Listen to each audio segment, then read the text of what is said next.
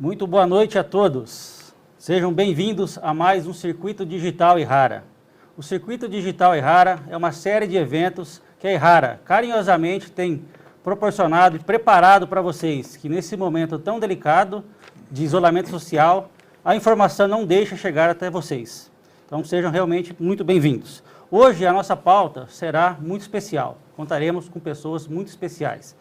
Falaremos sobre manejo e resistência de plantas daninhas resistentes. Você pode e deve e gostaria muito de contar com a interação de vocês, através das perguntas que você pode fazer aqui através do chat. E também hoje vamos ter uma novidade.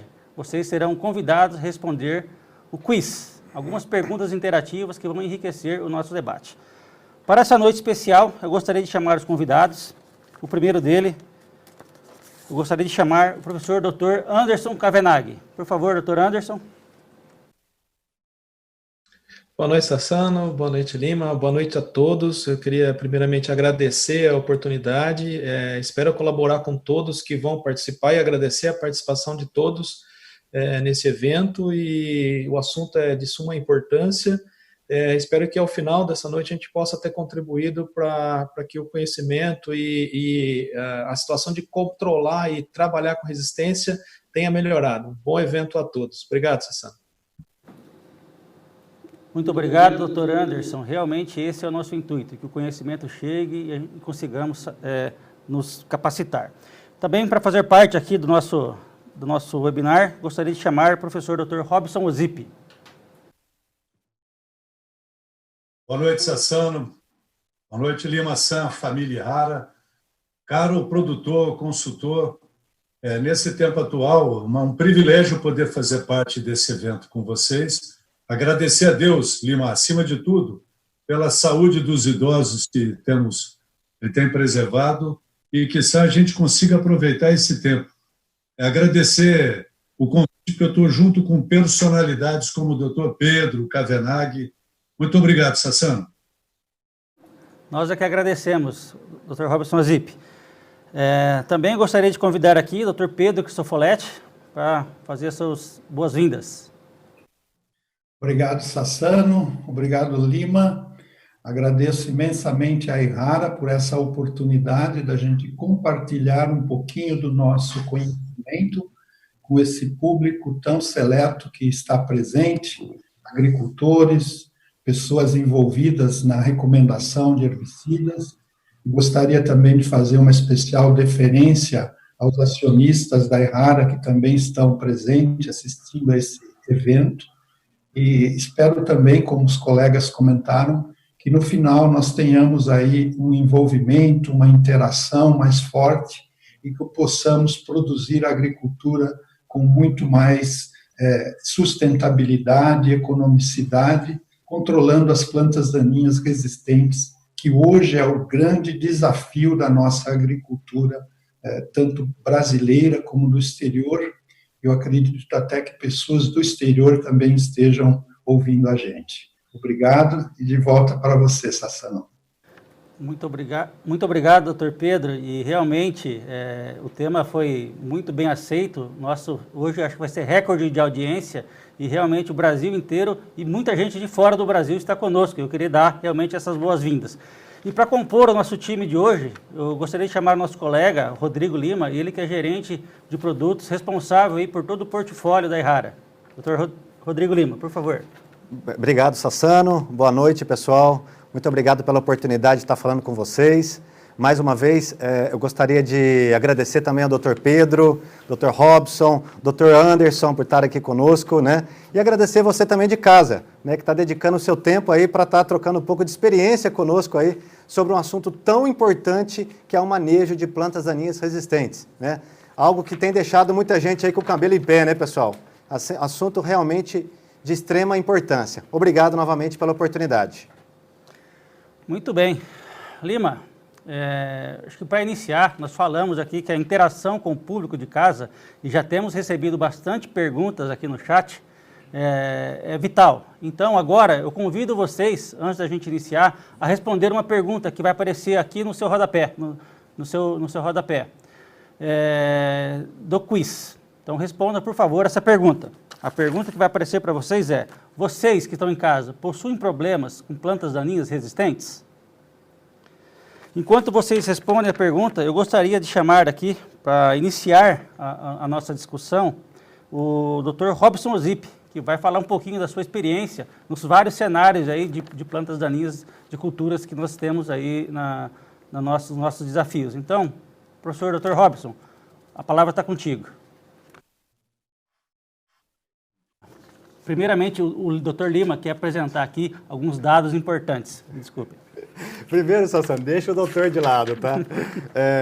Eu quero, na realidade, né, pessoal, comentar com vocês que o assunto de plantas daninhas, de fato, ele é muito importante, né? E tamanho é a importância que nós já estamos batendo um recorde, né? Nós já recebemos informação aqui que esse está sendo o recorde de todos os webinários, né, que nós estamos fazendo. Nós já estamos nos primeiros 5 minutos com quase 500 pessoas nos assistindo, né? Então, um recorde aí de audiência, né? E eu quero trazer para vocês só algumas informações bem gerais. Por favor, soltem o VT, por favor.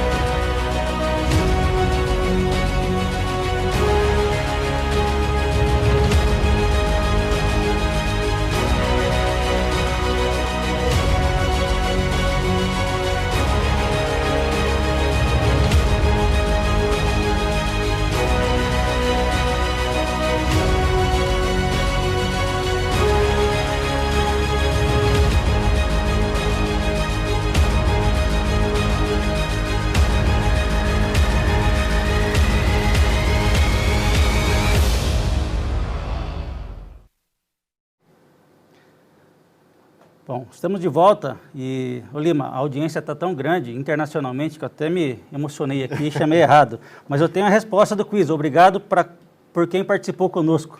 Nós temos aqui uma esmagadora resposta de 98% de pessoas que têm problema com resistência em sua lavoura. Então, realmente é um problema muito sério, muito grande. E para começar agora sim a falar do problema, a falar de como nós chegamos nesse cenário, eu gostaria de convidar o professor Dr. Robson Ozip. Por favor, Dr. Robson. Boa noite. Senhores, nesse vídeo que vocês viram, nós tivemos uma imagem ali, Lima, daquele gráfico mostrando os países em invasão. Em tempos atuais de corona, dá a impressão que essa pressão que nós estamos vendo ali, senhores, a pandemia que está acontecendo com relação à saúde, eu me atrevo a falar, Pedrão, que é uma pandemia no campo também. Nessa introdução do evento, eu vou me permitir aqui, com a aquiescência do meu amigo Cavenaghi, Pedro, eu vou fazer o papel da abertura de um assunto. Esse assunto tem uma importância grandiosa,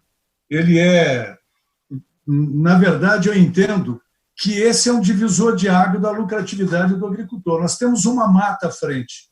Essa mata é composta hoje de buva, de amargoso, de caruru híbridos, ou amarantos híbridos, ou palméria, pé de galinha, vassoura de botão, é o que está à frente. O meu papel, doutor Lima, vai ser entrar fazendo uma picada. Eu vou fazer uma abertura para introduzir alguns assuntos. O Cavenaghi, ele vai entrar, ele vai avançar um pouco mais, e o Dom Pedro, ele vai terminar e vai sair do outro lado, que eu acho que é o objetivo do agricultor, Pedro, ele conseguir chegar num cenário, quando ele for plantar, e ele ter uma pressão menor de plantas pelas técnicas que ele deve ter adotado, recomendando.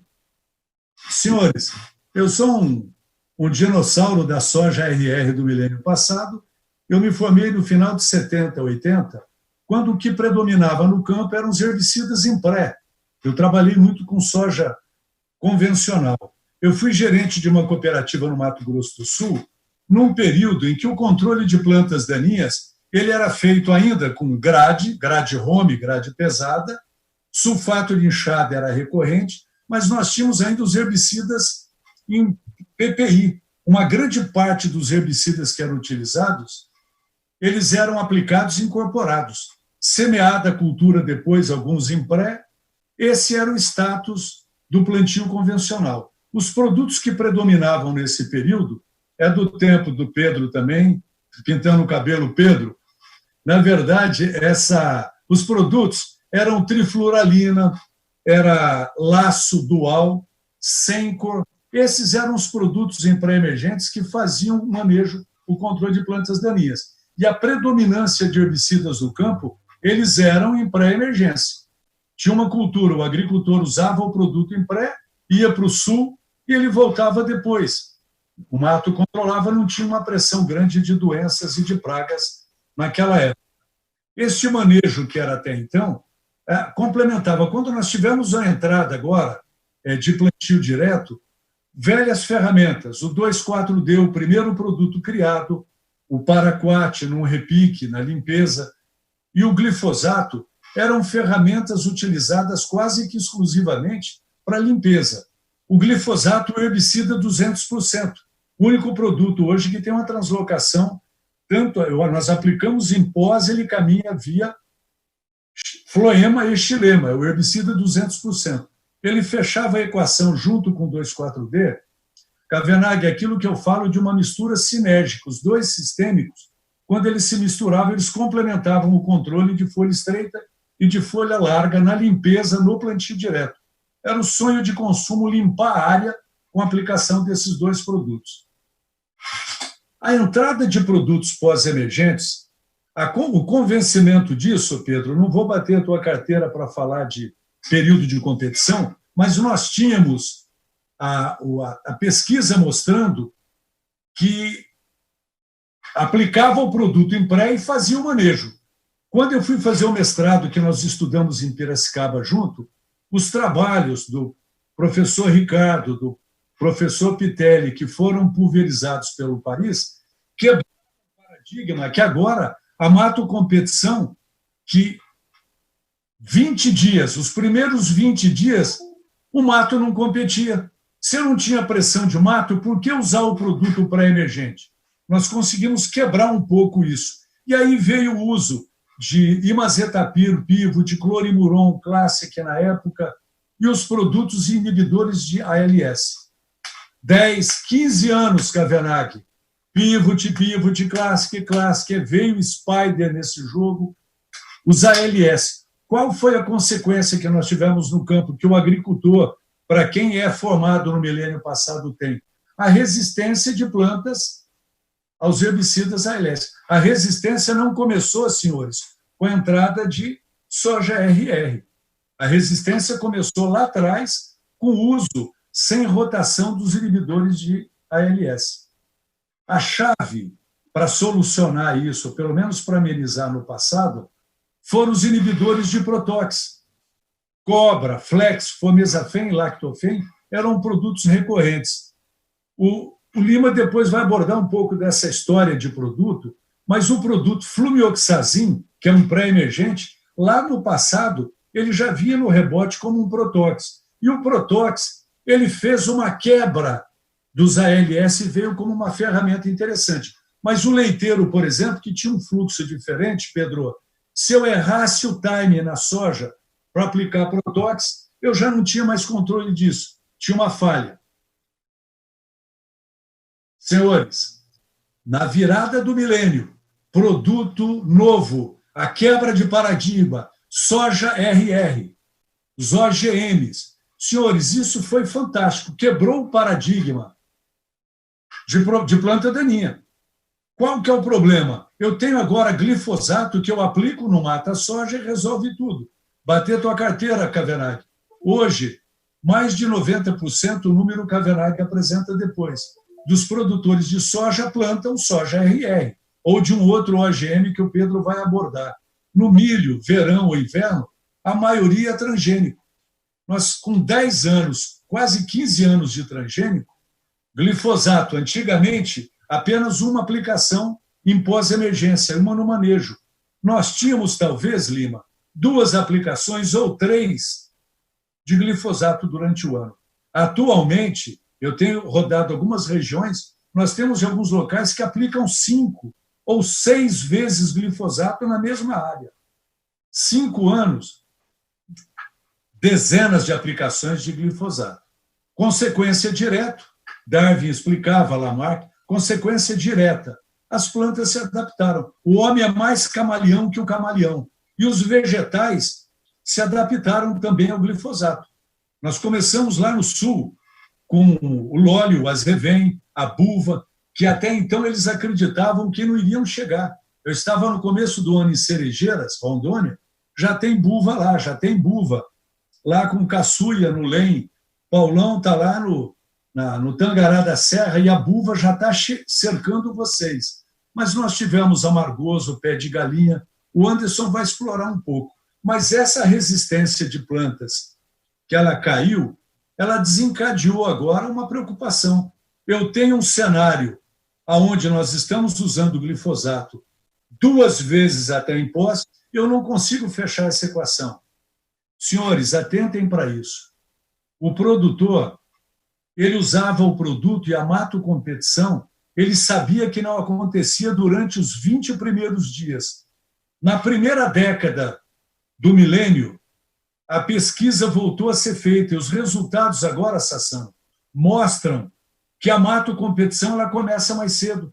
Se o produtor permitir que o mato conviva 20 dias, como no passado, com pressão de mato, ele perde de 2, meu companheiro Constantin, até 6, Rizardi, lá embaixo, até mais do que isso.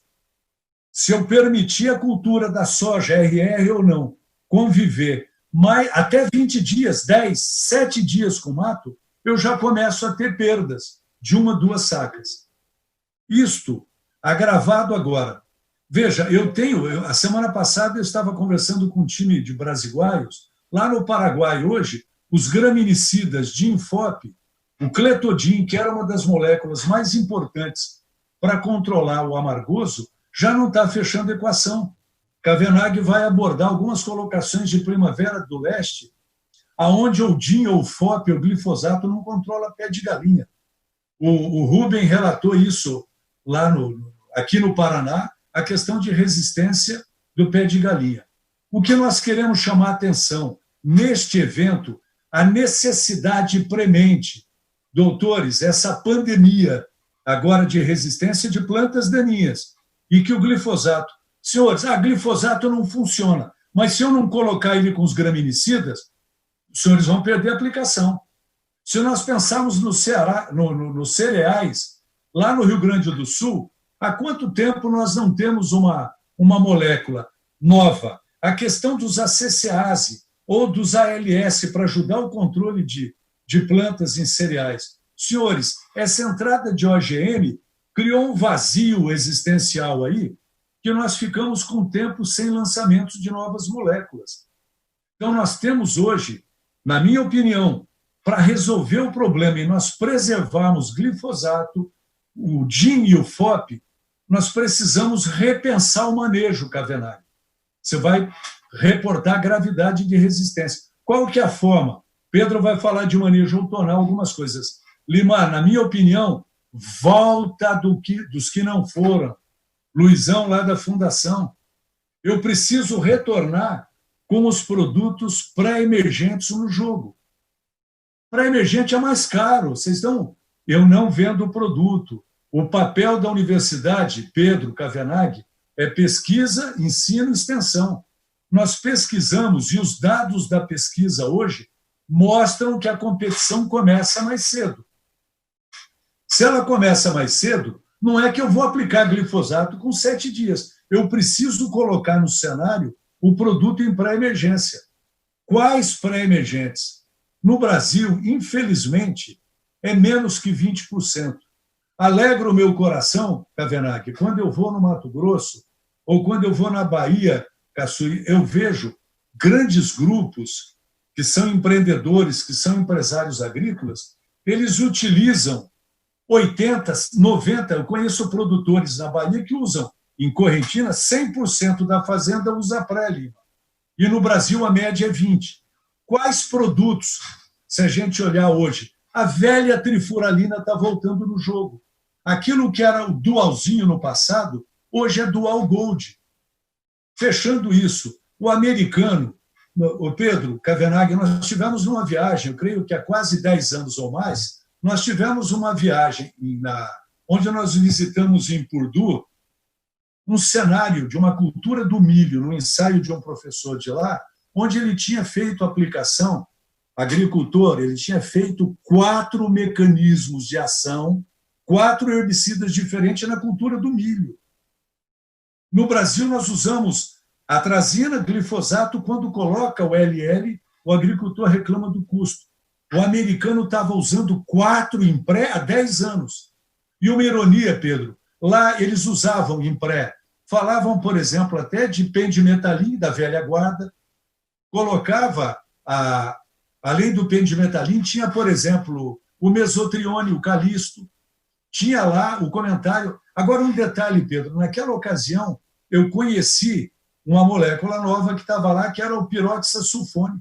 É um produto, uma opção de um produto que faz parte, é primo irmão, eu diria assim, para facilitar o entendimento, do S-MOC. Quando a gente trabalha com produtos que têm a capacidade, a inibição... Veja, se o professor Ricardo tiver ouvido, Pedro, eu quando estudei dual, ele fazia parte do grupo da trifluoralina, que era inibidor de alfa-amilase. Como agora nós percebemos que ele tem uma certa movimentação, a gente falava inibidor de crescimento inicial. Lima, estes produtos que virão para o mercado, na minha opinião, o alvo principal, doutor, é gramíneas. Com essa pressão que tem de clores, de capim amargoso, de pé de galinha, nós temos que repensar esse manejo e trazer o produto pré-emergente no jogo. Então, esta conversa, essa introdução, foi para colocar para os senhores a necessidade. Se nós queremos atravessar essa floresta, eu comecei a abrir uma picada, repensem com responsabilidade. Investir em pré-emergência ajuda a preservar moléculas que nós precisamos no sistema produtivo. A cobertura do solo, plantio direto, Mauro, Rizardi, Bianchi, a cobertura do solo é muito importante nesse contexto. Atentem para isso. O retorno do pré-emergente, eu entendo ser uma ferramenta que vai auxiliar a atravessar isso. O tempo é curto, produtor, que Deus nos dê um clima neste ano propício para que vocês escolham aquilo que o produtor merece como trabalhador. Ok? Obrigado, senhores. Obrigado pela atenção. Pedro Cavenaghi, você vai continuar, abre essa picada para que o produtor, ao final, ele consiga, de fato, reduzir a pressão de plantas daninhas, Lima. Ele reduzir a pressão de plantas daninhas num custo menor e preservando as moléculas antigas e as moléculas novas. Eu não tenho só um produto. Nenhum produto vai resolver essa equação sozinho. Nós precisamos de velhos e novos produtos no cenário. Muito obrigado. Muito obrigado, doutor Zip. É fantástica a sua abordagem. Isso que motiva a Irrara de continuar trazendo essa plataforma do circuito digital, porque conhecimento, informação que você tem e nos trouxe, né, faz com que realmente a gente continue promovendo essa troca de informações e com certeza nós vamos sair melhor do que nós entramos. Muito obrigado. Para dar sequência, Lima, nesse contexto todo que o doutor professor Robson Zip falou, qual que foi o papel da Irrara ao longo dos anos? Bacana, Sassano. Só para relembrar, né, pessoal, esse ano nós estamos comemorando aí 55 anos, né? 55 anos da Irrara no mercado brasileiro, né? E bem lembrado, é uma pergunta muito boa, porque o que acontece? Nós começamos o nosso manejo com planta daninha, nossa proximidade com o manejo de planta daninha e já algumas espécies resistentes lá no arroz. Lá no passado aí, né, existia aí um manejo com propanil, usava-se 12, 15 litros por hectare, né? E nós trouxemos naquele momento, uma evolução para manejo de planta daninha, que foi com os produtos, por exemplo, com o Nomini, com o Sirius, que até hoje são produtos extremamente importantes para o manejo de planta daninha na cultura do arroz. Um outro fato importante também foi a proximidade nossa na cultura do algodão, trazendo o Staple, um produto também que ajudou a revolucionar o manejo de planta daninha na cultura do algodão, né? E hoje também nós fazemos história com o Flumizin. O Flumizin já é um produto extremamente conhecido aí na soja, né, no eucalipto, no café, né, enfim, na cana, em várias outras culturas, né? E acho que esse é o nosso sentido, né? Essa é a nossa contribuição, tentar trazer cada vez mais inovação e não só com os produtos atuais, mas com coisas novas também. Muito bom, Lima. Bom saber, né, que nós, como empresa, temos transferido conhecimento e trazido opções práticas aí para o agricultor poder vencer os desafios. E para tal, continuar aqui, eu gostaria, a interação aqui do público está sendo imensa, né, nesse recorde de audiência. Acabei de ter informação, Sassano, que nós temos mais de 1.000 pessoas. Isso. Mais de 1.000 pessoas nos assistindo, pessoal. Realmente a interação por perguntas está sendo fantástico. Está difícil até de selecionar. Mas gostaríamos de escutar vocês novamente pelo quiz. Então vai aparecer aqui uma outra pergunta para vocês, enquanto eu chamo o próximo pesquisador aqui. Então, para dar sequência no tema, o quiz que vai aparecer aqui é: qual a principal planta daninha resistente que você enfrenta na sua lavoura? Tá ok? Então, vai respondendo enquanto eu chamo, na sequência, para estar conosco, o professor Dr. Anderson Cavenaghi. Obrigado, Sassano. Vou compartilhar a minha apresentação aqui. Boa noite a todos novamente. A ideia, então, é partir de onde o Robson falou. Sejam todos bem-vindos mais uma vez no evento. A minha ideia aqui, na verdade, é simplesmente falar com vocês da situação que a gente está hoje, né? E para isso, como o Robson já comentou, a gente tem, eu coloquei esses slides da Celeris, que está aqui na safra 18-19, 95% de soja geneticamente modificada, obviamente aqui para herbicida e inseticida, mas a gente está falando basicamente de glifosato, né? Eu entendo que o mercado caminha para isso também, às vezes a forma que é colocado, mas a gente tem hoje esse milho inverno e milho verão, em média quase 90% também com transgenia, e o algodão em torno de 90%, sendo que, principalmente na soja, a principal molécula é o glifosato, né? Na verdade, esse não é o problema, né? O problema é como a gente está e como a gente vai trabalhar para tentar conservar essas moléculas, né? Então, acho que talvez o maior problema seja esse. Aqui eu peguei um exemplo do estado do Mato Grosso, de um dado da Spark, mas eu comparei, dei uma olhada no Paraná, por exemplo, é muito parecido.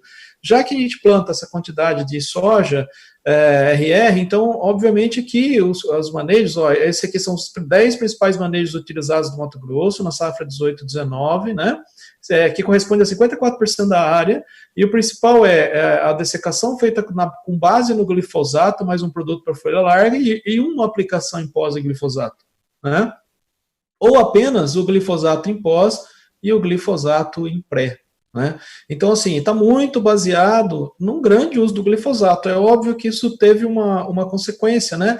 E aqui a gente usa como referência esse site da Weed Science, né? Está aqui a foto, todos vocês podem acessar. A gente tem um acordo entre os pesquisadores a nível mundial, de conforme as resistências vão acontecendo, a gente vai citando lá.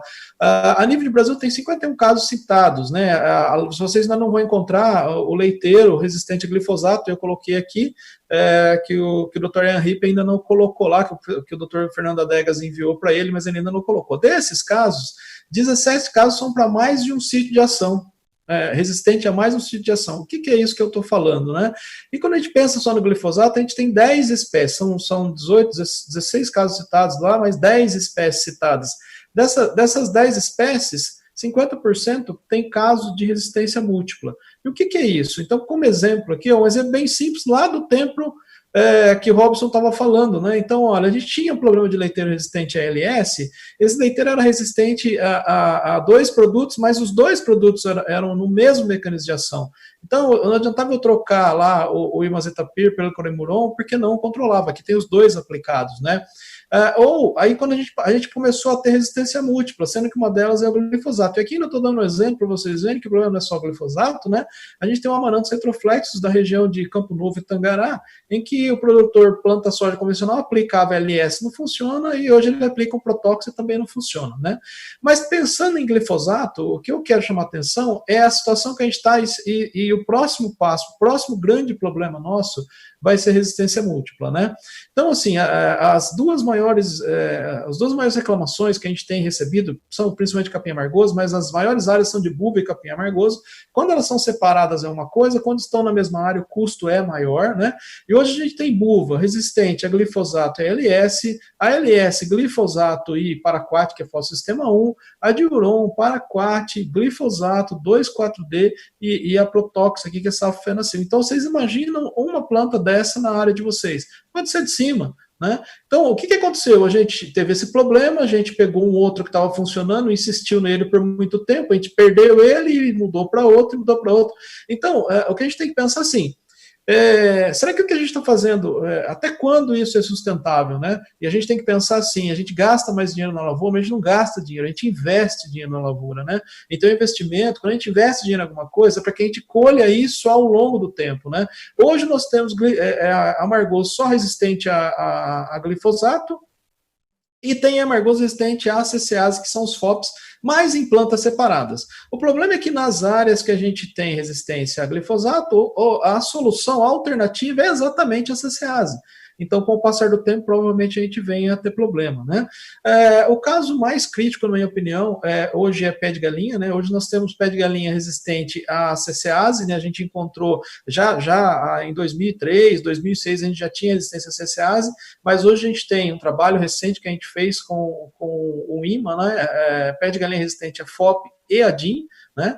Aí o Hudson, o professor Rubem, o professor Jamil descobriram plantas resistentes só a glifosato, e aí a professora Núbia da Embrapa, ela descobriu um biótipo resistente a glifosato e a CCase FOP, né? Que o DIN ainda está funcionando, mas tudo isso aqui é uma questão de tempo. Então, se não fizermos nada diferente, a gente vai cair em algumas situações que eu vou mostrar para vocês.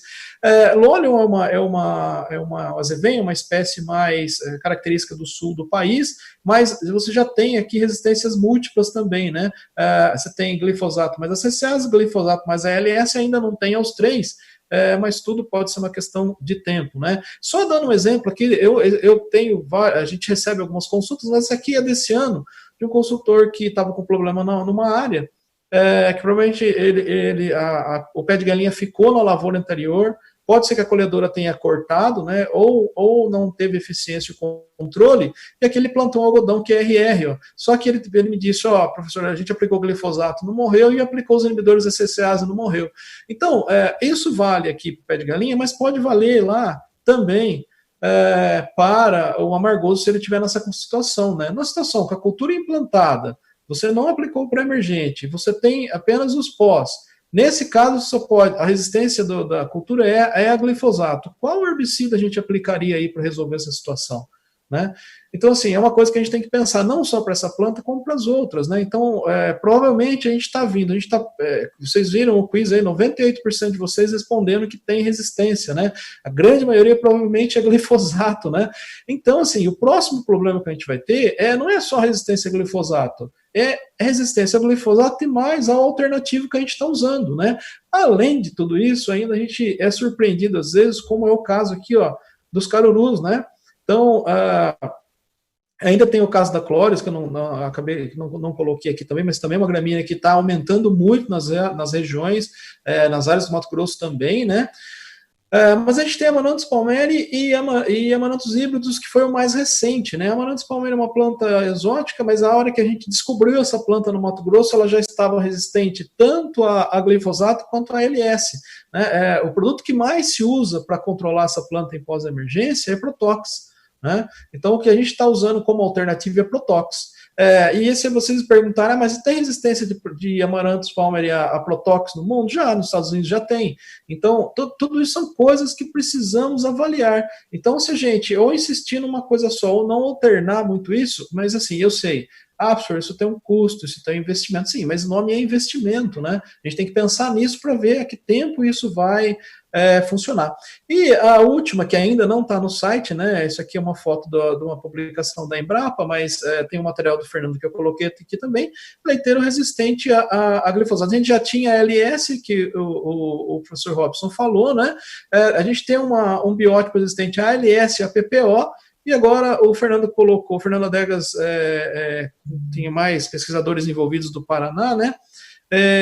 Colocaram a resistência ao glifosato. E eles estão testando e assim, há uma grande chance de ser resistente a ALS. A dificuldade é que eles não estão achando um biótipo suscetível a ALS para ele fazer a curva de dose-resposta, mas há uma chance enorme de a gente ter esse biótipo já ser resistente a ALS, apesar de não ter sido testado. Então, acho que provavelmente isso vai acabar acontecendo.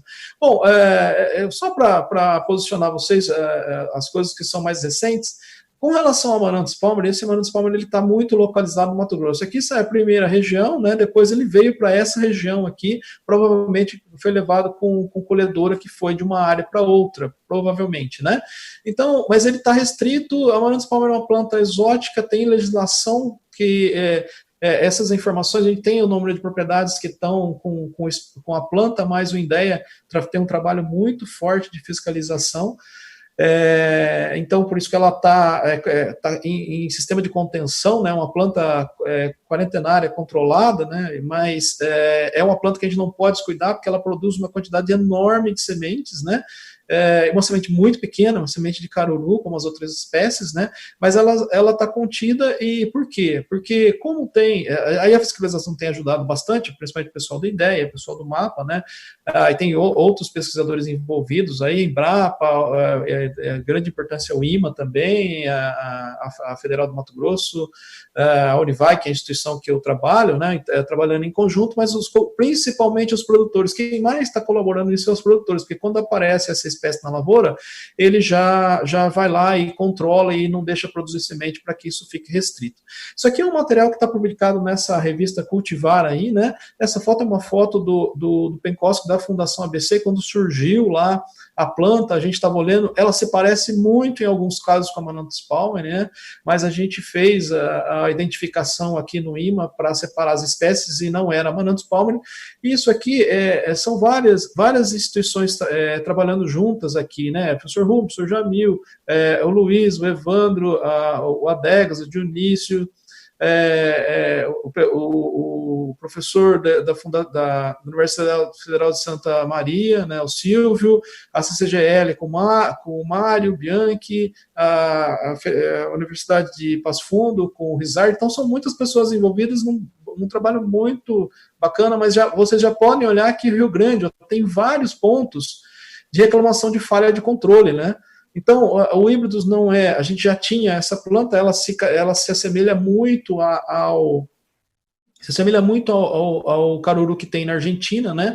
Principalmente por essa proximidade, mas como você pode olhar, Santa Catarina, Paraná, um ponto aqui em São Paulo, ela vai espalhar, e isso aqui tem custo para controlar, né? Aqui o slide do pessoal da Fundação, né? Mostrando para a gente a quantidade, a dose, né, de glifosato que foi colocado nessa planta para controlar 30 dias após a aplicação, 32 litros de glifosato, ela não foi controlada, né? E aqui também bastante clorimbo, no caso aqui foi clorimbo, a LS só mostrando para a gente que ela já está resistente a esses dois princípios ativos, tá? E aqui é um material do Fernando, né?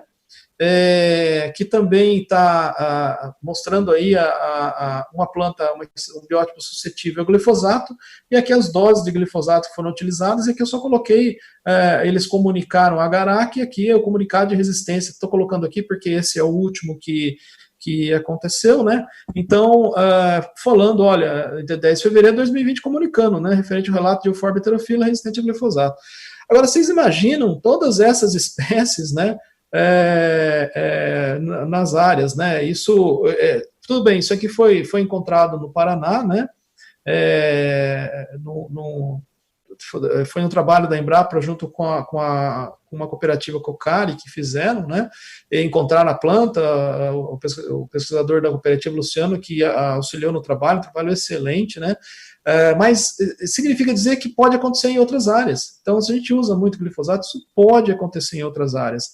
Então, é importante a gente entender que há mais possibilidades, né? Além de tudo isso, né? A gente está falando de resistência, eu foquei bastante em glifosato, né? Mas de vocês que estão assistindo aí, quem não está preocupado, por exemplo, com trapoeraba ainda, corda de viola, né? Quem não está preocupado com vassourinha de botão, né? A gente tem uma dificuldade de identificar a espécie correta. Quem não está preocupado com outras espécies de caruru. Caruru é uma planta que ela tem nos surpreendido, né? Ela tem, com o passar do passa um tempo, ela aparece com uma nova resistência. O pessoal que estava plantando soja convencional em Campo Novo, eles tiveram que parar de plantar porque não tinha como controlar o caruru dentro da soja, né? Nem ALS, nem Protox controlando. Então, tem que aplicar glifosato nessa situação, mas não pode ser o glifosato sozinho, né? A erva quente. Então, além de todas essas que a gente está falando, né? Ainda a gente tem esses outros problemas que tem que ser trabalhado, né? Pessoal, então assim, o que eu gostaria de chamar a atenção é que muitas vezes o alternativo para o problema pode se tornar um problema se a gente insistir muito no mesmo alternativo. Eu acho que o que nós estamos muito próximo é de ter um problema de resistência de amargoso à CCase, por exemplo, né? E nesse caso, que a gente tem que pensar e se preparar, assim, o que eu vou fazer nessa situação? Como é que eu controlo, por exemplo, o amargoso em pós-emergência numa lavoura de soja RR? Se o glifosato não controlar, se o CCase não controlar, qual é a outra opção? Robson falou bastante, nós deixamos os pré-emergentes perderem a importância, né? Nós vamos ter que voltar a olhar isso novamente com mais carinho, né? E finalizando, né, o que eu gostaria de deixar para vocês, olha, eu acredito que a gente vai ter mais problema com resistência, né? Eu acho que a resistência vai aumentar, eu não tenho muita dúvida disso pelo que a gente tem visto, né? Eu não estou falando para a gente deixar de aplicar glifosato, mas não dá para largar tudo na conta do glifosato, né? De novo, daquelas 10 opções que eu falei para vocês de controle lá, a mais barata era a primeira, né? A primeira era em torno de aproximadamente entre 28 e 30 dólares, mais ou menos. Lá embaixo, quando você vai colocando outros produtos, ele vai chegar perto de 36 dólares, né? Um pouco mais ou um pouco menos, depende do que você escolhe. Mas lembrando, isso é gasto, mas é investimento, né? Entender e diversificar as ferramentas, todas. Eu estou falando de novos eventos, de diferentes herbicidas e, como o Robson terminou, né? Diferentes sítios de ação. Eu acho que isso é fundamental para que a gente entenda o que são esses sítios, quais estão disponíveis, o que eu estou acostumado a usar e deixei de usar, como que eu coloco de volta isso, né? Eu acho que essa eu acho que é o recado, assim, para a gente pensar, né, e quais são as opções se caso acontecer tudo isso que a gente viu que já está acontecendo, né, em algumas áreas, né, mas se está acontecendo em outras áreas que estão fazendo a mesma coisa que a gente está fazendo, então é possível que surja na área da gente também, tá bom? Pessoal, muito obrigado pela atenção, agora eu vou retornar para o Sassano para a gente continuar. Muito obrigado. Muito obrigado, doutor Anderson, pelo alto nível de informações, pelo alto nível aí de dados que você compartilhou conosco, né? E eu tenho certeza que o público em casa, que hoje é recorde de audiência, está aproveitando também para aprimorar os conhecimentos e colocar em prática na próxima safra que está chegando, né? E no decorrer da sua apresentação, você já respondeu diversas perguntas que o público tem mandado aqui sobre vassourinha de botão, o pessoal da IMPER, o pessoal do Oeste da Bahia, né, já tem respondido aí, mas fique conosco, por favor, que muitas perguntas vão ser endereçadas ao senhor aí no nosso bloco final, tá ok? E a interação está sendo tanta que eu quero dar aqui o retorno do quiz que nós fizemos no nosso último intervalo. A esmagadora erva principal principal desafio ao manejo foi o capim margoso, com mais de 50% de indicação, seguido aí de buva e capim pé de galinha na mesma proporção. Então nós temos 3 principais ervas aí, que são os nossos principais problemas, Lima. Capim margoso, buva e capim pé de galinha. E nesse cenário, o que a Errara tem de novo, tem de atual? Qual que é o papel da Errara nesse sentido, Lima? Perfeito. Bom, primeiramente, né, pessoal, nós temos que estar conectados com tudo que acontece no mundo, né? Temos que estar aí próximos ao mercado americano, australiano, argentino, europeu, vendo tudo que está acontecendo lá, né? E olhando, obviamente, para o nosso mercado aqui, o mercado brasileiro. Nós somos um país tropical, nós temos características climáticas, né, que, felizmente ou infelizmente, né, aceleram esse processo de resistência, né? E o que nós temos que fazer? O nosso papel é o quê? Antecipar e tentar trazer inovação. E é esse o nosso papel, o nosso trabalho como empresa aqui, é tentar buscar e trazer inovação para que os produtores possam trabalhar o seu sistema seu sistema agrícola, né, como um todo. Porque não adianta nada eu trazer um produto, por exemplo, que controla uma determinada planta daninha numa determinada cultura. Então eu tenho que pensar em produtos que me possibilitem fazer uma boa rotação de cultura, que me possibilite, por exemplo, eu plantar e ele ter uma residualidade, né, que não prejudique a cultura seguinte, ou seja, que ele tenha um papel de seletividade muito importante, né? Então esse é o nosso papel. E aí, como eu citei, né, a gente vem trabalhando aí fortemente com o Flumizin, produto altamente conhecido, temos o Terra Max, né, e toda a nossa linha também de produtos aí para manejo, né, e tem coisa nova vindo por aí também, Sassano, que nós vamos falar no finalzinho. Ué, muito bom escutar isso, ô Lima, muito bom. Então, antes de chamar o professor Pedro, eu gostaria de solicitar a interação do nosso público aqui, novamente, para responder mais um quiz. Então, a pergunta que vai aparecer para vocês é: o que você espera de novos herbicidas para manejo de resistência? Então, enquanto o professor Pedro vai repassando parte do seu conhecimento, né, professor, conosco, vocês vão responder no nosso quiz. Tá bom? Então, com vocês, para falar um pouquinho de ações mitigadoras para o manejo da resistência, eu gostaria de contar com o professor Pedro Cristofoletti. Ok. Obrigado, Sassano. Deixa eu compartilhar a minha tela aí. Acredito que já esteja aparecendo. Agradeço novamente a oportunidade. E a minha responsabilidade agora ficou grande, né? Depois de 2 ícones na área de plantas daninhas falar de forma tão brilhante sobre os desafios da nossa agricultura com resistência de plantas daninhas, o meu desafio realmente ele é muito grande para falar então de como nós vamos mitigar essa resistência, né? Até pode ser uma palavra que talvez para alguns seja uma palavra estranha, né? O que é a mitigação, né?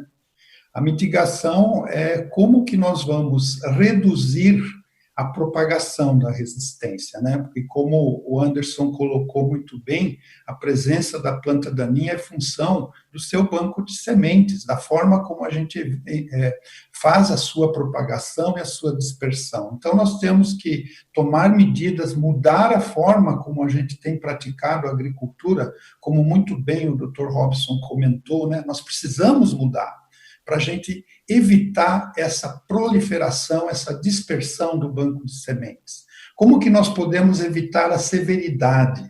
Tem um trabalho do doutor da Embrapa, né, que mostra que o Brasil hoje perde mais de 1 bilhão e 500 milhões de dólares com manejo de plantas daninhas, né, resistentes. Então, nós temos, inclusive, um impacto econômico. E, por último, como que nós vamos usar essa palavrinha muito bacana dentro da agricultura, que é a boa prática agrícola. Então, o que eu vou falar para vocês é como nós podemos praticar a diversidade. Isso está muito alinhado do que o professor Robson comentou. Nós temos que usar sistemas de produção diversificados. Nós não podemos nos basear numa monocultura onde o mesmo herbicida, a mesma prática de manejo está sendo usado. Então, nós precisamos diversificar as nossas práticas de manejo. Então, nesses 20 e poucos minutos que eu vou falar para vocês, eu vou dividir a minha apresentação nesses 5 pontos principais, que eu chamo de 5x2 conselhos. Conselhos. Né? Conselho, se fosse bom, a gente vendia, não dava, né? Mas eu vou dar os conselhos para vocês e eu espero que eles sejam úteis. O primeiro conselho: como que nós começamos a mitigar a resistência dentro de uma propriedade? É através do período de pousio, que de uma forma até errônea a gente tem chamado de manejo outonal. Mas o que importa é o conceito e não a precisão do termo. Então, nós temos, meus amigos, e o Dr. Robson comentou muito bem, Robson, Culturas de cobertura. Nós não podemos esquecer dessa prática espetacular. Eu sempre digo nas minhas palestras, nas consultorias que nós damos por aí, que quando você faz uma boa cultura de cobertura, eu não acho uma planta de buva nem para fazer remédio, porque a cultura de cobertura é suficiente para controlar. Outro ponto importante é o manejo outonal com a utilização de herbicidas no período outonal, porque é no outono que a planta daninha, principalmente a buva e o azevém, para quem tem esse problema, vai produzir sementes. Eu não posso deixar ela produzir semente. A planta daninha tem como base ecológica da sobrevivência o banco de sementes. Então, se você quer controlar a planta daninha resistente, você tem que trabalhar na redução do banco de sementes. Depois nós vamos falar alguns aspectos da pré-semeadura, que seria a dessecação, ou às vezes a dessecação antecipada. Depois um ponto fundamental, que foi a base da finalização da palestra do Dr. Robson, herbicida residual. Goste ou não goste, infelizmente ou felizmente, nós temos que colocar o herbicida residual dentro do sistema, porque ele impõe uma coisa muito importante: diversidade. É apenas com o residual que a gente consegue hoje. Depois nós temos as novas tecnologias que estão vindo por aí, resistência ao dicamba e ao 2,4-D, onde o momento da aplicação, o timing da aplicação é fundamental. E por último, nós temos que pensar em tolerância zero de planta daninha.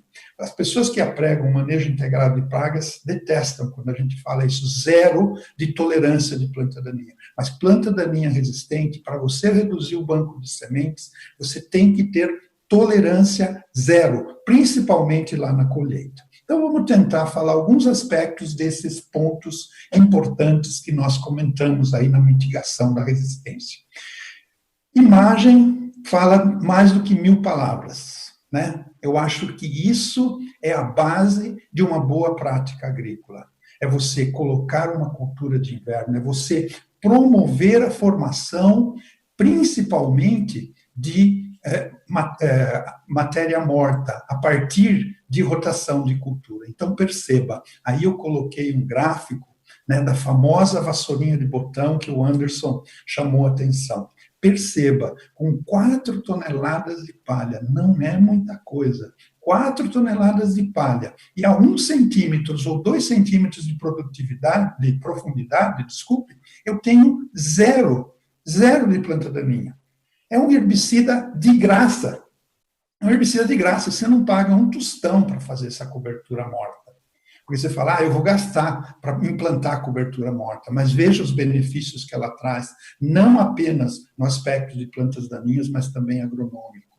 Então, eu chamo que é o herbicida mais barato que existe na agricultura. Segundo ponto, nós temos que utilizar herbicidas no período outonal para evitar o desenvolvimento, controlar a buva, prestes a plantar soja lá na frente. Se você não fez uma cultura de cobertura e se você não fez um manejo outonal logo após a colheita do milho, para quem faz a rotação soja-milho no cerrado, as coisas ficam extremamente complicadas. Então, o manejo outonal, meus amigos, ele visa reduzir o banco de semente, impedir os novos fluxos, e quando você vai chegar lá no plantio da soja, você tem a sua área com facilidade para entrar um plantio. Então, essa é uma situação que a gente precisa necessariamente, se você quiser manejar a planta daninha, ter uma situação de manejo outonal. Veja, essa foto eu tirei no Mato Grosso do Sul, uma área de milho, foi no mês de julho, né? Se deixar essa área para você manejar lá na frente, quando você vai plantar a soja, meu amigo, as coisas ficam bem complicadas. Então, até eu pus algumas opções aí de manejo outonal, sem menosprezar qualquer outra opção que existe, mas misturas de glifosato 2,4-D com flumioxazin, com diclosulam, com imazapib, imazapic, são tecnologias que vocês devem conversar com as empresas e elas com certeza vão lhe falar. Novamente, imagem fala por 1000 palavras. À esquerda, área sem manejo outonal. Esse produtor está pronto para plantar soja. Olha a situação do produtor aqui, acho que é do lado esquerdo, não sei de vocês, mas aonde nós não temos um manejo outonal, ele vai ter que aplicar um glifosato, ele vai ter que esperar 10 dias, ele vai ter que pôr 2,4-D, vai ser uma dificuldade. Esse produtor que fez o manejo outonal está com seu banco de sementes reduzido e ele pode plantar sua soja imediatamente após a primeira chuva. Quem não quer plantar soja no cerrado logo que começa a chover? Quem quer ficar preocupado com a dessecação? Então, esse é o benefício do manejo outonal. Vamos para o segundo ponto. Quando a gente chega na semeadura da soja, primeira coisa que você tem que fazer, amigo produtor e recomendante, é conhecer a tua área. Você tem que saber que erva você tem, qual é o espectro de ervas. E hoje a gente tem ferramentas digitais fantásticas. As empresas, inclusive, dão suporte para essas ferramentas de levantamento, ferramentas digitais. É drone, é satélite, é imagem de satélite, é mapeamento. Né? Eu não vou entrar nesse aspecto, nem é minha área, mas as ferramentas disponíveis para o agricultor de levantamento estão cada vez mais fáceis e mais interessantes para serem utilizadas. E na dessecação, se eu não faço o manejo outonal, meus amigos, eu preciso utilizar dessecações sequenciais. E no caso do amargoso, até como mostra na foto aí, né, você precisa até conciliar o manejo mecânico através da roçada. Quem não tem essa situação aí no cerrado, muitas vezes, que o amargoso está se fingindo de morto, né? Mas está lá. E se você não fizer a roçagem, muitas vezes você não colhe. Mas o ponto principal que eu saliento aí em amarelo, caro produtor, é você plantar no limpo. O produtor que deixa uma planta resistente, perenizada, entrar dentro da sua soja, ou do seu milho, da cultura que você está plantando, é certeza de insucesso. Então, nós temos que eliminar a planta daninha numa boa dessecação, para a gente entrar com o plantio no limpo. Se precisar, você tem que fazer a dessecação sequencial. Depois vem a semeadura. A foto do fundo também fala muita coisa. Veja a situação do lado esquerdo, com a planta daninha, onde não foi usado o residual, a pressão que você está colocando em cima do glifosato, e do lado direito, onde foi posto um residual. Você tem flexibilidade de aplicação. Você tem uma série de benefícios. Eu tenho certeza que o Dr. Robson comentou, do lado esquerdo, onde tem esse caruru aí, principalmente, nós já tivemos perda de produtividade. Tem muito produtor que fala, não, isso aí eu aplico um glifosato, matou, beleza pura, e mata, realmente, se não for planta resistente, fica limpinho. Mas eu tenho certeza que a mato-competição precoce já ocorreu. Bom, eu coloquei 6 palavras-chave de um residual. Eficácia. Temos que ter eficácia. Espectro de controle. Seletividade, isso é um ponto fundamental. Sustentabilidade econômica. Possibilidade de associação, e um ponto muito importante, carry over. Acho que o professor Robson, o professor Anderson, toda a palestra que vai, fala de pré-emergente, 2 coisas vêm em questionamento no final da palestra. Carry over e fala, o residual segura minha soja. Né? Esses são pontos fundamentais. Então, o que eu fiz? Vou gastar um pouquinho mais de tempo nesse item. Veja aqui, todos os dinossauros, professor Robson, estão aqui, ó. Alaclor, clomazone, diclosulam, mazetapir, esses são os residuais. O que eu coloquei na frente? O grupo de mecanismo de ação. Esse é um ponto, caro produtor, que você tem que começar a entender, principalmente quem é recomendante. Essa é a nova classificação do AGARAC, que classifica os produtos de acordo com o seu mecanismo de ação e numera. E aqui eu tentei colocar, é óbvio que o nosso tempo aqui não é suficiente, mas os níveis de controle, é claro que essa é a minha opinião pessoal, pode haver alguma discordância nesse aspecto, mas tudo que está em verde escuro é 95% a 100%. Então, nós não temos um herbicida que está verde escuro em todos, que controla todas as plantas daninhas resistentes. Então, meus amigos, nós temos com certeza que trabalhar com associações.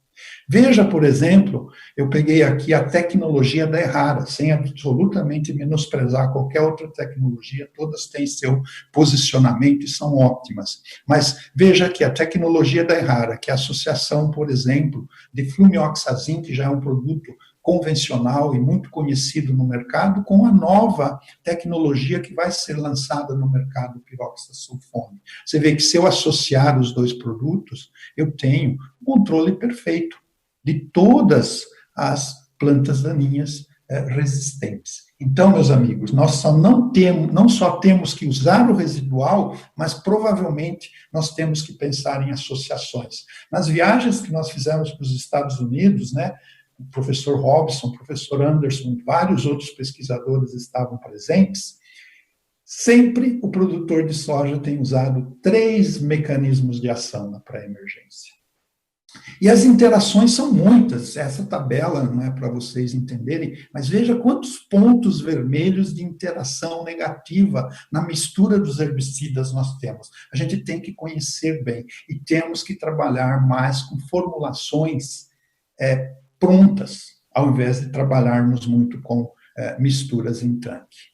Mas aqui nesse slide, eu também não vou analisar com grandes detalhes, mas eu peguei aqui as duas tecnologias, uma nova tecnologia, que é o piroxasulfone, e uma velha tecnologia, que na verdade é uma tecnologia com inovações em formulação, em vários aspectos, e como que ela se posiciona dentre as principais plantas daninhas que nós temos no Brasil.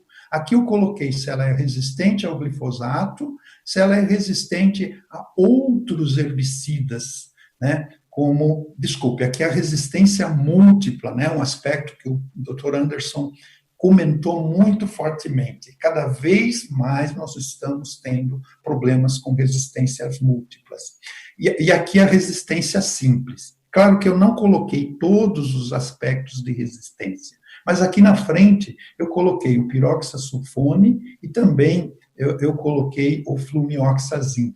Então, perceba que existe complementariedade do produto. É nessa forma que nós devemos analisar. Eu estou colocando esses dois produtos, mas, evidentemente, da mesma forma, os produtos de outras empresas podem ser feitos. Você verifique, no caso de todas essas plantas daninhas, que nós temos resistência a pelo menos um herbicida, segundo o site do weedscience.org, nós temos possibilidade de complementariedade de controle. Acho que a única planta daninha aqui que os dois herbicidas não controlam é a aveia preta.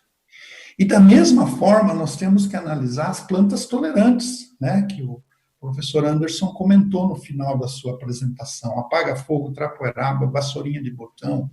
Então, nós temos que trabalhar com complementariedade e, muitas vezes, associação de mecanismos de ação. E aqui as plantas daninhas que não são resistentes e nem tolerantes, e quiçá serão os nossos próximos preocupações. Quem sabe que vai ser a próxima planta daninha? Então, nós temos também que se preocupar com essas plantas daninhas, que no momento são raras, no momento elas estão controladas, mas elas podem, de uma hora para outra, também se tornar plantas daninhas resistentes. Então, é muito importante que a gente conheça o pré-emergente, volte a estudar os dinossauros, como disse o Dr. Robson, né? O produto tem que ser seletivo, tem que ter residual, tem que ter amplo espectro, tem que ser economicamente viável de fazer misturas, tem que trabalhar bem na palhada, né? Olha só quanta coisa. Aqui são as 10 mais importantes, tem mais ainda, né? Tem que permitir a aplicação em qualquer momento do dia, tem que trabalhar uma formulação avançada. Meus amigos, hoje o mundo da agricultura não suporta mais produtos que se aplica 4, 5 litros por hectare. Um herbicida moderno é aquele que usa no máximo 200 gramas de ingrediente ativo por hectare. Tem que ser ambientalmente amigável, tem que ser toxicologicamente seguro, para que o aplicador de campo não tenha riscos de segurança e também a segurança alimentar. E, finalmente, eu entendo que um bom produto é aquele que tem uma empresa sólida, uma empresa que tem um programa de stewardship dentro do seu processo de vendas do produto. Bom, Entramos dentro da soja, né? Então, estamos no quarto item aí. Entramos dentro da soja. O que a gente tem de opção dentro da soja para manejo da resistência? Muito pouca coisa, né? Então, o que está acontecendo de novo, que pode possivelmente se tornar uma solução para as plantas daninhas resistentes? São as novas tecnologias, né? Porém, novas tecnologias, elas trazem alternativas, mas trazem novos desafios, né? Todo mundo sabe dos novos desafios da tecnologia resistente ao dicamba, da tecnologia resistente ao 2,4-D, que são problemas de deriva, problemas de volatilização e também problemas de limpeza de tanque. Então, aqui, só para quem talvez não esteja familiarizado, essa é a tecnologia resistente ao dicamba, onde foi inserido um gene de um micro-organismo que proporciona essa resistência da soja ao dicamba, e aqui o gene que foi introduzido na soja e também no milho, né, que confere, então, resistência ao 2,4-D, no caso da soja, e resistência aos FOPs, especialmente ao aloxifop, no caso do milho. E essas tecnologias, elas têm expandido de forma surpreendente nos Estados Unidos. Por quê? Ela consegue resolver o maior desafio que existe lá, que é o Amaranthus palmaris, que infelizmente nós já temos aqui no Brasil, mas graças ao trabalho sério lá do pessoal do Mato Grosso, da Secretaria da Agricultura, ela não se expandiu. Mas, por outro lado, nós temos o híbridos, que o Anderson mostrou, já está no sul do Brasil totalmente expandido, e nem teria como, no caso do híbridos, fazer esse processo de contenção, porque ela é uma planta nativa. O palmeri não era nativo, ele foi introduzido, né? Então, as coisas, para que elas sejam utilizadas, a gente precisa aprender novamente alguns requisitos fundamentais. Eu não recomendo essa tecnologia se você não seguir esses requisitos de tipo de ponta de aplicação, tamanho de planta daninha no momento da aplicação, distância das culturas vizinhas, velocidade de aplicação, né? Tem gente trabalhando com 30, 35 km por hora de velocidade. Limpeza de pulverizador. Meu amigo, se você não prestar atenção na limpeza, as coisas vão ficar bem complicadas. Altura de barra, velocidade do vento e a presença de sulfato de amônio na cauda ou não, e outros aspectos muito importantes. Nós precisamos de uma coisa que é fundamental: profissionalizar a nossa tecnologia de aplicação. Se nós não fizermos isso, essas duas tecnologias, elas vão ter mais problemas do que soluções. Agronomicamente, eu não tenho dúvida que ela vai trazer soluções interessantíssimas no controle da buva, no controle do caruru, no controle da trapoeraba, no controle da corda de viola, da vassourinha de botão, talvez, com o dicamba, mas ela vai trazer soluções. Agora, nós precisamos aprender um pouquinho mais a trabalhar com essa tecnologia. E um outro ponto importantíssimo dessa tecnologia é o estádio, né, do momento da aplicação. Nós não podemos trabalhar como a gente trabalhava com glifosato. Se não desse aplicar essa semana, aplico a semana que vem, aumento meio litro por hectare de glifosato, beleza pura. Isso não dá mais certo com essa tecnologia e com os outros herbicidas. Então, o produtor ele precisa ser um pouquinho mais profissional, mais organizado e trabalhar com a questão agronômica melhor.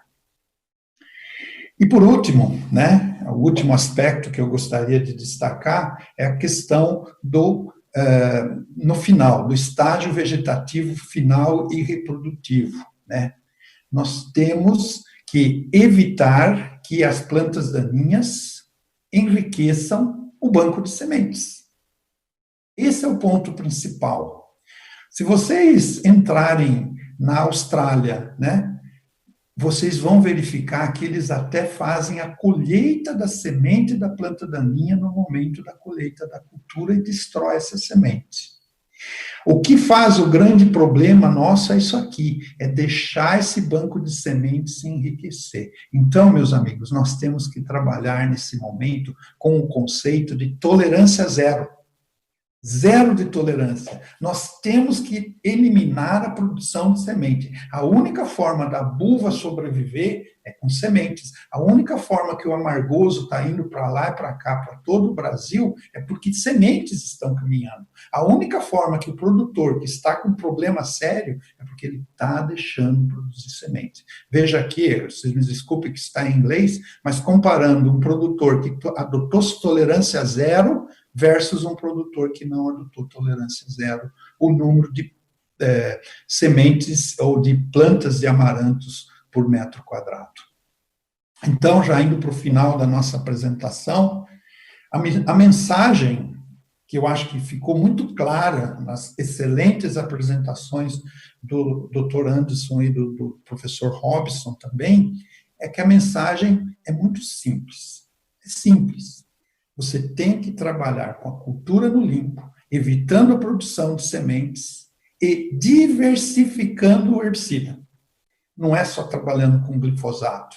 Eu fiquei pasmo a hora que o Anderson mostrou aquele gráfico da quantidade de produtor que ainda só usa o glifosato.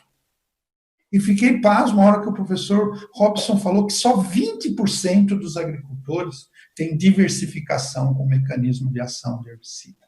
Nós precisamos utilizar diferentes mecanismos de ação. Nós temos que voltar à nossa velha rotação de cultura. Esses dias o professor Mauro Rizardi fez um webinar sobre rotação de cultura, fantástico. Eu fiquei, assim, vidrado na apresentação dele. Como a gente tem que novamente voltar essas práticas de manejo tradicionais, práticas de manejo que a gente aprende na escola quando a gente trabalha com sistemas de produção. Usar doses recomendadas, meus amigos, não trabalhem com subdose e controle na pós-colheita. Para finalizar, eu gostaria de mostrar essa frase da internet. Na vida, é preciso saber se desapegar, afinal, nem tudo que vem fica e nem tudo que foi era fundamental, né? Então, nós precisamos reavaliar a maneira como nós utilizamos os herbicidas, trabalharmos com todas as possibilidades. Eu sei que tem muito herbicida que hoje, para a empresa, não tem lucratividade nenhuma.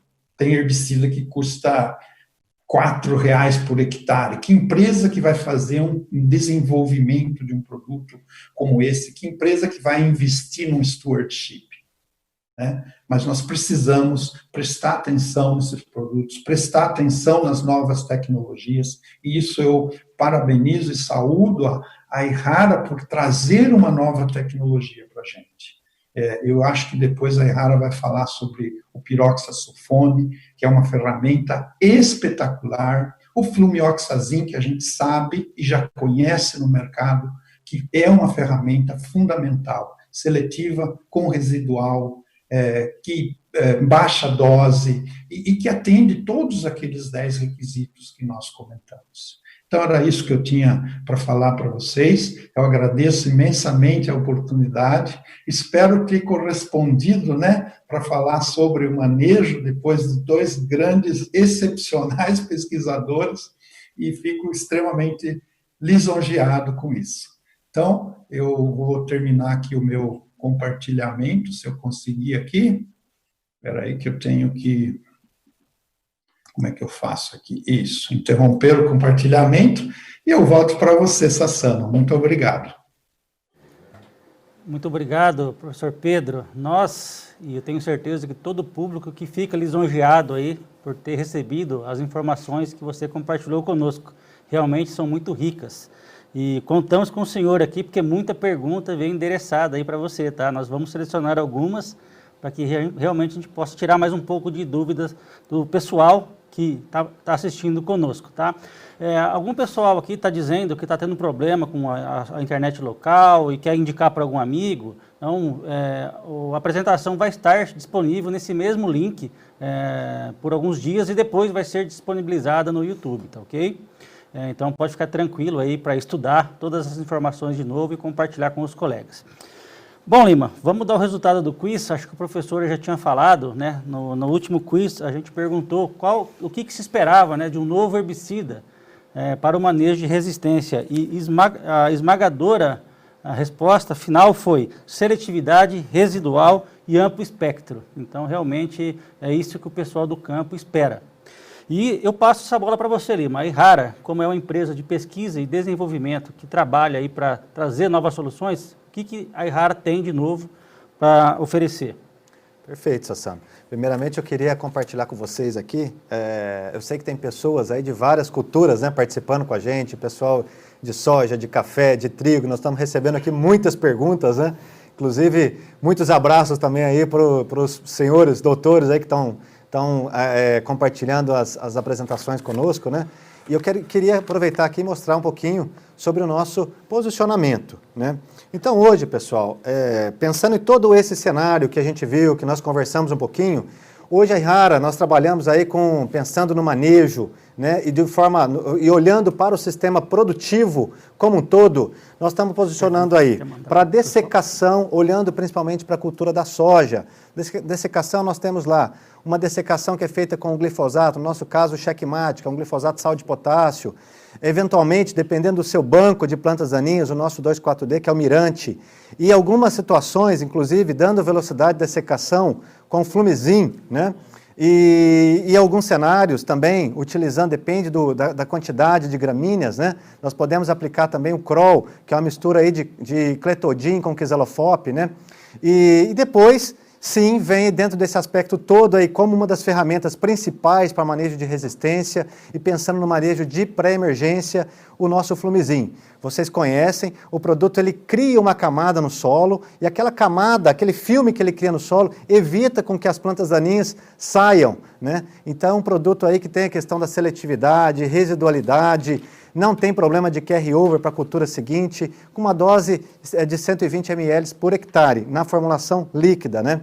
Inovação também que nós trouxemos aí para o mercado há pouco tempo, né? Se tiver escape de gramínea, nós temos o Targa Max, produto também já consolidado para o manejo de gramíneas, né? E a função dele principal aí é para controlar tanto o milho, né? O milho tiguera, né? O milho que teve o escape lá, no controle, na dessecação, né, ou que veio da rotação de cultura. Então nós podemos trabalhar aí fortemente o Targa Max, né, e também, obviamente, pegando as gramíneas, como o pé de galinha, né, o capim amargoso, né, e trabalhando todo o sistema produtivo. Então o químico, na realidade, o defensivo agrícola, o herbicida, ele é mais uma ferramenta para manejar todo esse cenário de plantas daninhas resistentes, né. E aí, quando a gente olha, né, pessoal, para o cenário nosso aqui de Brasil, né, eu trouxe esse gráfico aqui, é uma linha do tempo, né, dos principais lançamentos de herbicidas por mecanismo de ação no Brasil, pensando em cereais, né, aqui não é só apenas o trigo, né, mas é a soja, os cereais como um todo, né. Então, se a gente olhar ali na curva do tempo, a gente vê que há mais de 40, quase 40 anos, mais de 40 anos, né, pessoal, que nós não temos um novo herbicida, um novo princípio ativo, um novo mecanismo de ação para essas culturas no Brasil, né? E é dessa forma que nós estamos inovando e estamos trazendo para o mercado, né, um inibidor de crescimento celular, uma isoxazolina, é o Yamato, né? O Yamato é o piroxasulfone aí que o professor Pedro comentou bastante, né? E, de fato, trazendo uma inovação que vai permitir aí para nós posicionar o produto, obviamente, né, que dependendo, né, da situação de cada produtor, dependendo da lavoura, né, ou do manejo que cada um tem com os controles de plantas daninhas, né, possivelmente, inclusive, uma mistura, né, em situações que ele pode usar apenas o Yamato, se ele tiver uma pressão muito grande de folha estreita, ou em algumas situações apenas o Flumizin, se ele tiver uma pressão muito grande de folhas largas, ou por que não os dois?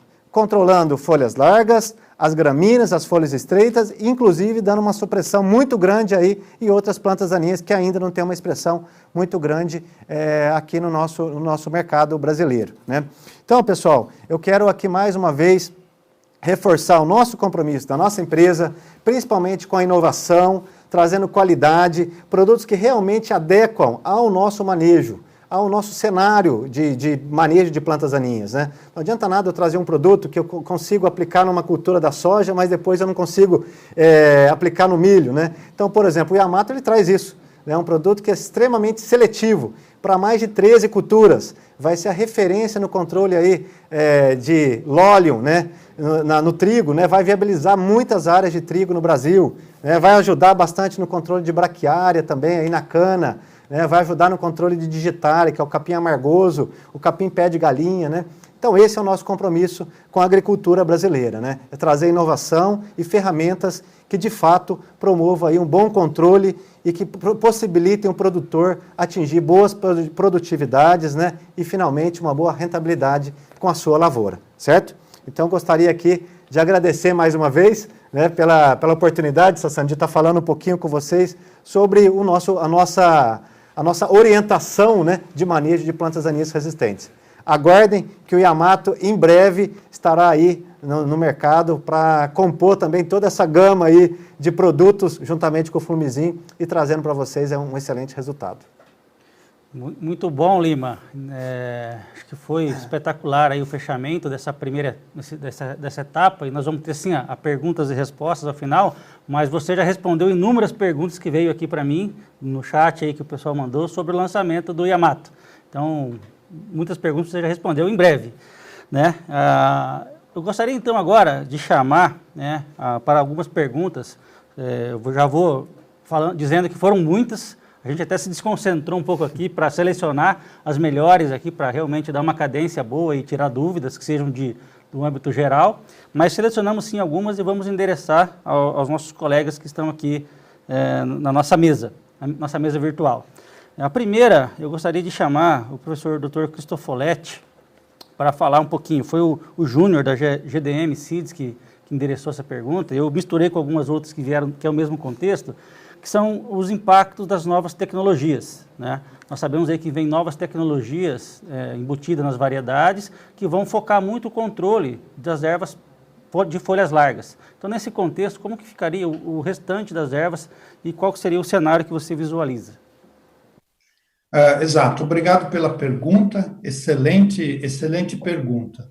Realmente essa tecnologia, ela não vem para substituir as tecnologias existentes, ela vem para auxiliar.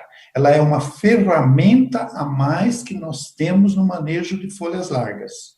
Então, a possibilidade de você utilizar um dicamba que tem efeito residual no solo, dentro da cultura, proporcionando o controle da folha larga e proporcionando um residual adicional, isso é fantástico.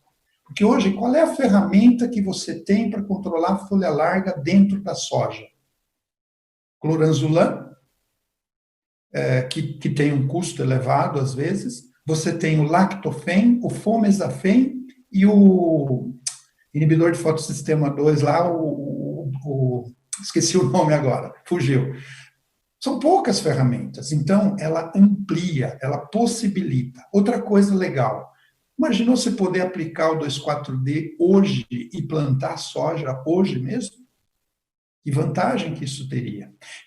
E controle de trapoeraba, e controle de corda de viola. Então, agronomicamente, ou em termos de manejo de plantas daninhas, eu não tenho dúvida nenhuma que é uma ferramenta adicional interessante. Mas ela não vai se substituir às tecnologias existentes. Ela não vai eliminar a necessidade do residual.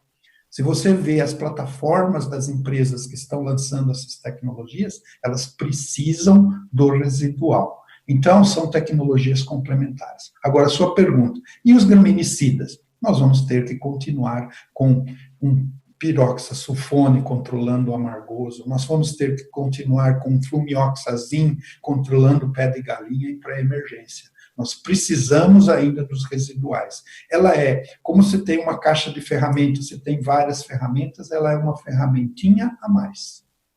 Agora, para você utilizá-la, você precisa se profissionalizar, você precisa treinar a sua equipe de trabalho, você precisa prestar atenção na tecnologia de aplicação. Então, eu não sei se eu respondi, mas era esses aspectos que eu entendo desse questionamento, Sassana, para você de volta aí. Acho que exatamente, obrigado pela consideração, doutor Pedro, que realmente vieram muitas perguntas nesse sentido. Acho que é uma dúvida aí emergente, e para a gente não incorrer nos mesmos erros que talvez cometemos no passado, né? Essa combinação de tecnologias, ela é essencial. Então, muito obrigado aí pela sua explanação.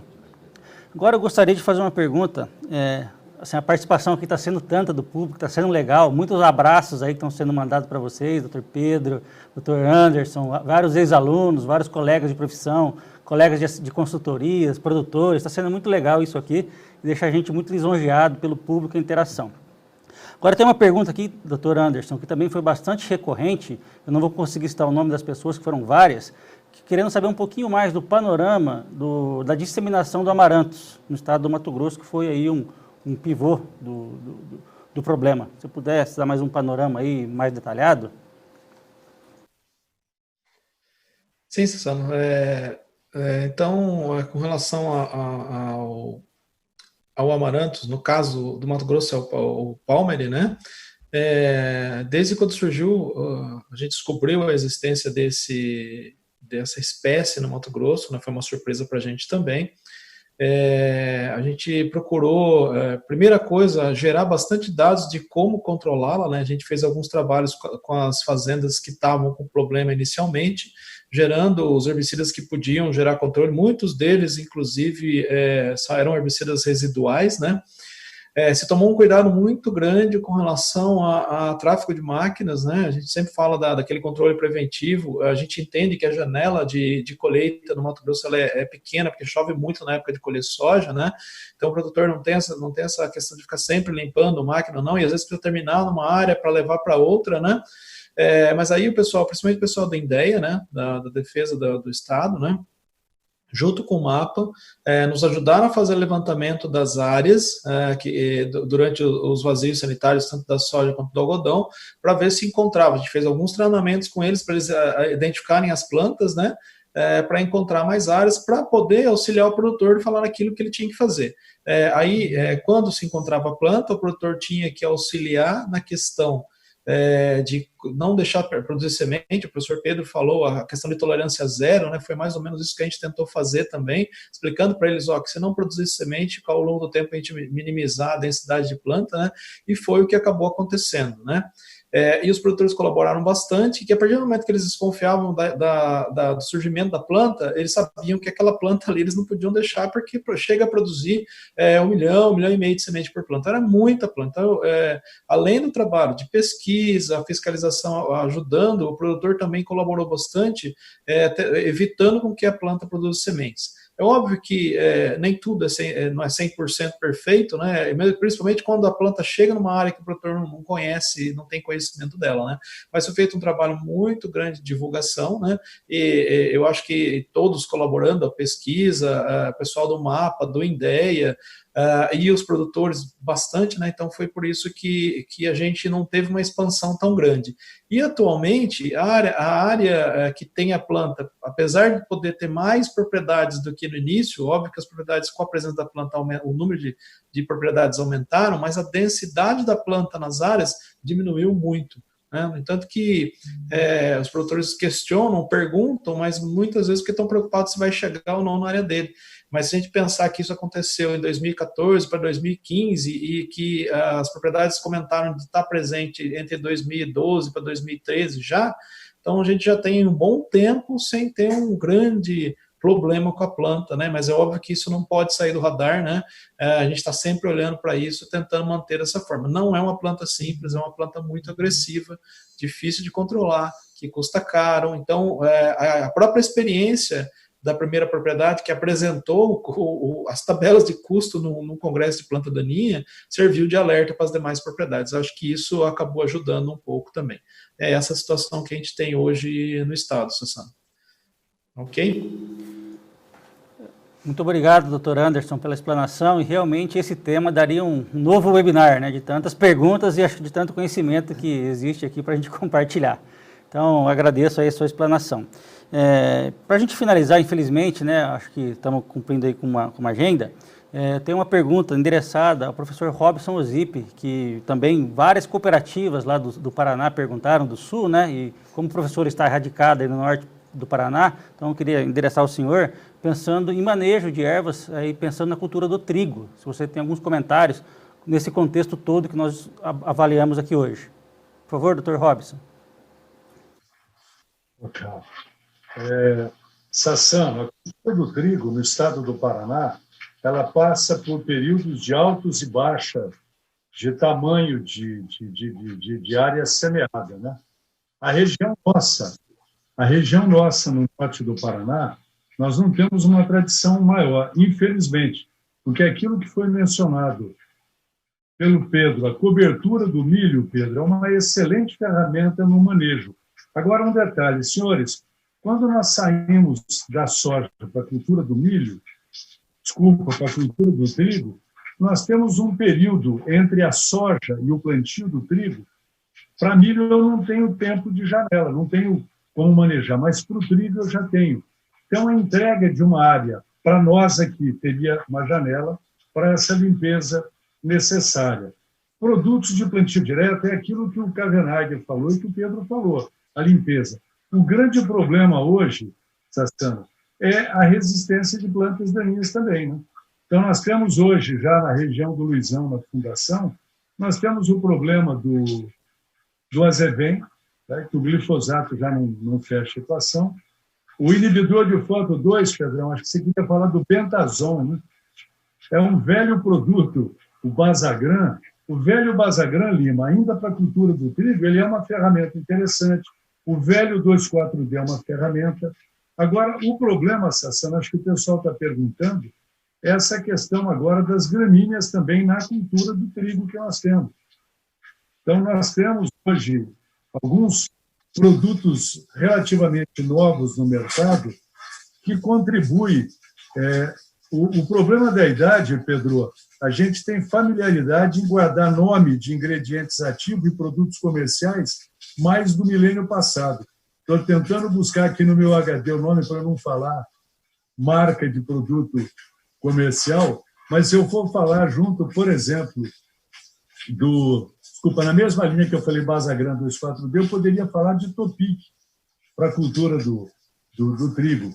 O Russar, um produto, no caso, para manejo na pós-emergência da cultura do trigo. Nós temos opções com uma pegada melhor para azevém ou para aveia, né, dentro disso, das opções disponíveis que nós temos. Eu estou como o Pedro, estou tentando buscar o outro produto dentro disso aqui no meu HD. É uma geração de produto, tem que girar assim, Pedro, para poder rodar.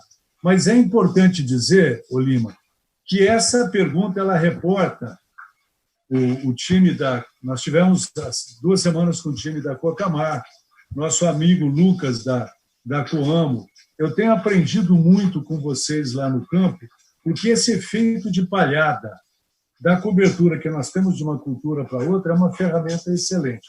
A cultura, Luizão, aí da Fundação ABC, a cultura do trigo como opção de cereais de inverno e o manejo dessa planta também vai passar pelo problema do pré-emergente. Se me permite, Lima, só uma colocação, não vou fazer como extremo não, mas eu tive conversando durante a semana com meu irmão, o Adegas. Adegas, desculpa, vou plagiar você aqui o que você mencionou outro dia. Atente para essa, Lima. Em tempos atuais, hoje a gente na TV, eu evito a TV, a gente só fala de diminuir a curva do Covid, de diminuir. O Adegas fez uma abordagem que eu achei, Cavenaghi, muito propícia para o momento. Nós temos que diminuir a curva também do avanço da resistência. Nós temos que diminuir o avanço dessas espécies novas que estão entrando no cenário. Adegas, excelente colocação nesse sentido, meu irmão, nesse sentido de fazer esse manejo. E uma última, Cavenaghi, também que eu ouvi do Fernando, o site do Ian Heath, ele não está atualizado com relação à colocação da eufórbia. A esposa dele, a família está com Covid, e ele está dando uma atenção em cuidar da família, por isso que o site não foi atualizado. Ok? Ok, Sassano? Muito obrigado, professor Robson, pela explanação, mas vieram depois aqui várias outras perguntas, Lima, complementares do trigo, sobre a utilização ou não do Yamato. Você poderia falar um pouquinho? Bom, na realidade, eu acho que vai ser aí, né, complementando aí todo o manejo que tem para a cultura do trigo, o Yamato, sem dúvida, ele vai ser a principal ferramenta para controle de lóleo resistente na cultura do trigo, né? Inclusive, é mais uma inovação que nós estamos trazendo, que é o manejo com pré-emergente na cultura do trigo. Hoje nós ainda não temos ainda consolidado, né, um pré-emergente na cultura do trigo, e o Yamato ele vai fazer isso, dando um residual aí de aproximadamente entre 30 e 45 dias. Então o produtor vai plantar o trigo, aplicar o Yamato e durante 30, 45 dias ele vai ficar com a lavoura no limpo. Limpa de lóleo e limpa de gramínea. É o nosso compromisso aí com a agricultura brasileira, Sassano.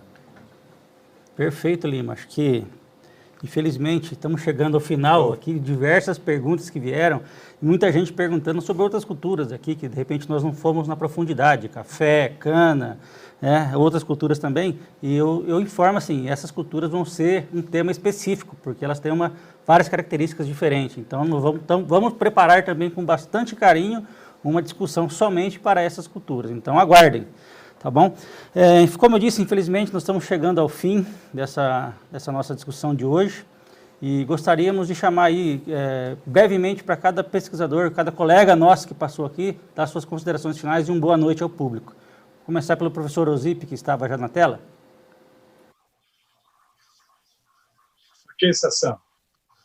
Agradecer a oportunidade.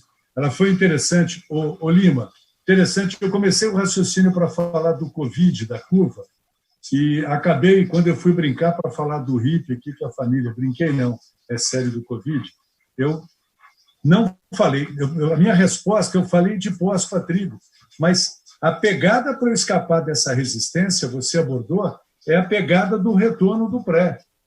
Então, você falou do piroxasulfone, eu trabalhei com esse produto há quase uma década, Pedro, em cana-de-açúcar.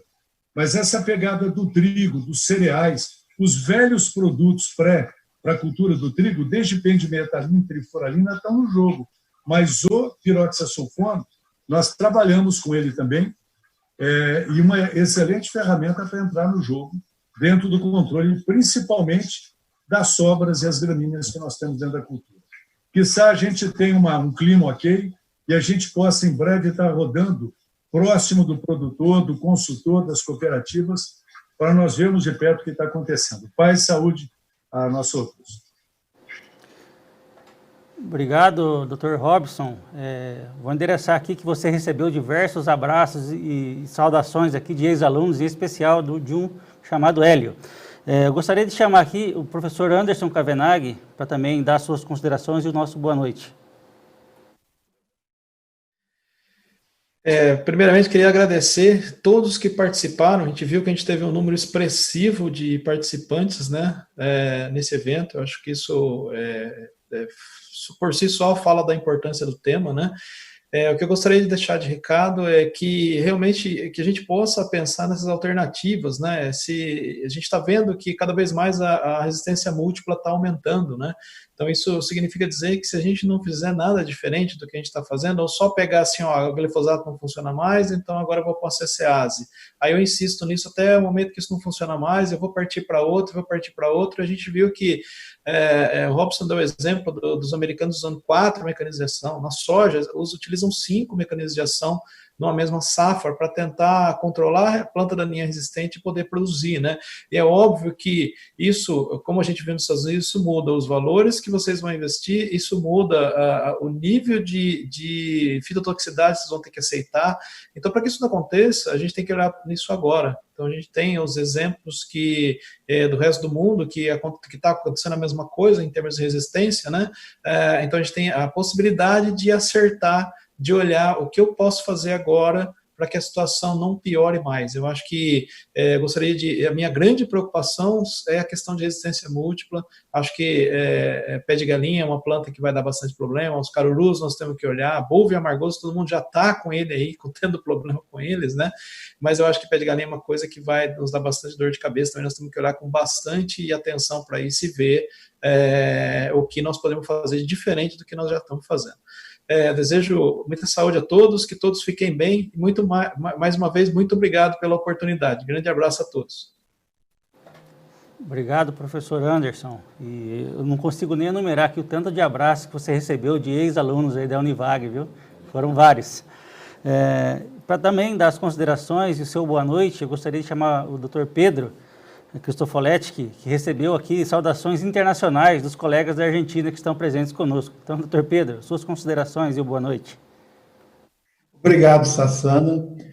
Darwin dizia, nem sempre a mais forte e a mais inteligente espécie é que sobrevive, mas aquelas que melhor se adaptam. Então, as plantas daninhas resistentes são aquelas que melhor se adaptam. Se Darwin sobrevivesse hoje, ele não iria para Galápagos, ele viria para o Brasil e faria sua teoria da evolução a partir das nossas plantas daninhas resistentes, com muita elegância, e escreveria o livro Origem das Espécies, baseado nas nossas plantas daninhas. Então, se nós queremos controlar essas plantas daninhas, nós temos que entender como é que é o processo evolutivo. E o processo evolutivo se deve em função da adaptabilidade, da frequência inicial que já existe na área e principalmente da forma como nós impomos a pressão de seleção. Se formos inteligentes na agricultura e acabarmos com a pressão de seleção de usar a mesma tecnologia,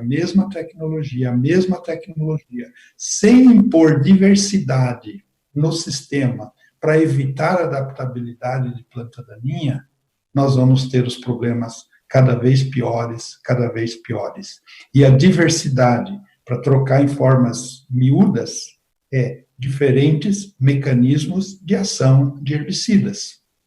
E como nós só temos os velhinhos como diferentes mecanismos de ação, nós temos que partir para os velhinhos. Nós temos que partir para os antigos herbicidas novamente. E temos que partir para as novas tecnologias. O piroxasulfone, Robson, nós também tivemos a oportunidade de trabalhar com ele em cana e em soja. Falando especificamente de soja, cana a gente conversa em outra oportunidade. Mas qual é os grandes fortalezas do piroxasulfone? Primeiro, não tem carry-over.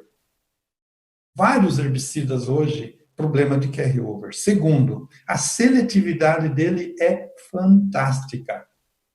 Terceiro, o residual dele é quase que incomparável com os produtos que têm a mesma performance, o mesmo posicionamento no mercado. É um residual.